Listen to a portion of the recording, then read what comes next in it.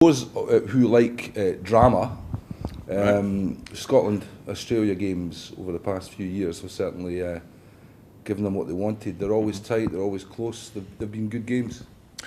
Yeah, they have, and I think, it's obviously been really good that we've managed to win the last two games. And saying that, that's ancient history, and so we need to look forward because it's going to be a really, really tough match on Saturday.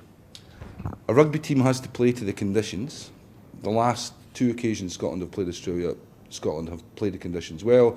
They've not been the best for running rugby. They've been, I think, rain and the weather in Newcastle was atrocious.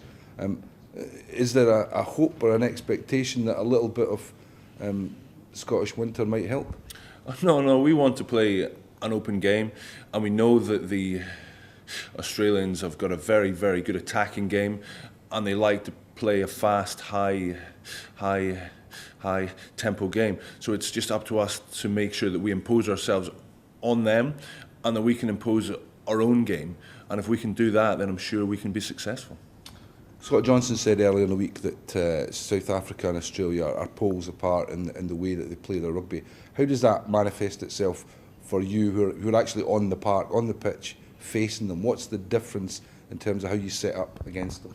Well, I think if you look at the South Africans, the Australians aren't quite as big.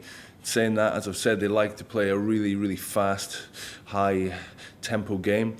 So we need to make sure that we can put them under pressure at the set piece, at the breakdown, and then with our line speed. And if we can do that, then I'm sure Saturday will be a good day. It must be interesting setting up against Australia. South Africa, predominantly, you would expect to attack close to the breakdown.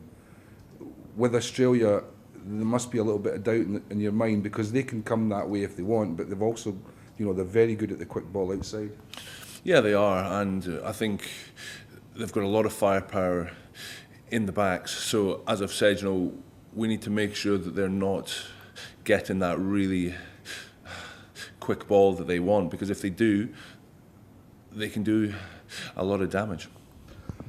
You're the captain against Australia and there's a chance of winning 3 on the trot against them, but you've never actually beaten Australia.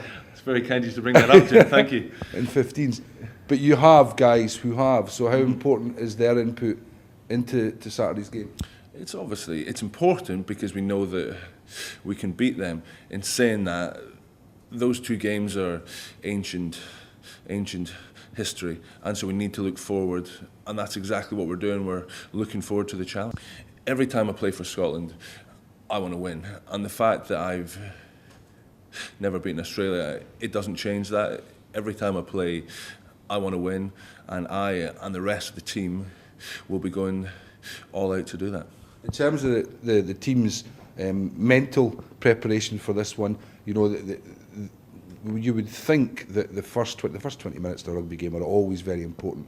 They were important last week. So what's the plan for this Saturday's game early on?